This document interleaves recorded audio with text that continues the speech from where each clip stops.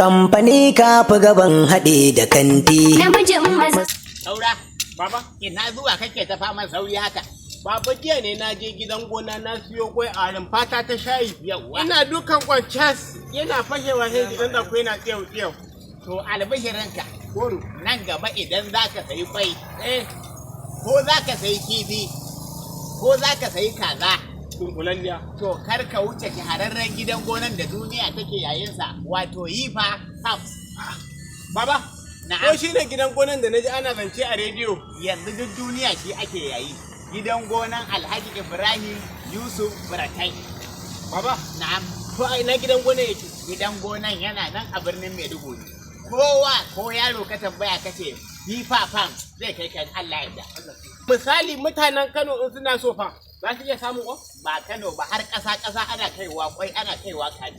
Kana buga lambar waya duk inda kake za a kawo maka. Kai ƙaura, ko mu je in raka ta ma Yifa Farm. A ɗebi roman demokuraɗiyya na kaji, na kifi, na kwai, ba abin da ba su da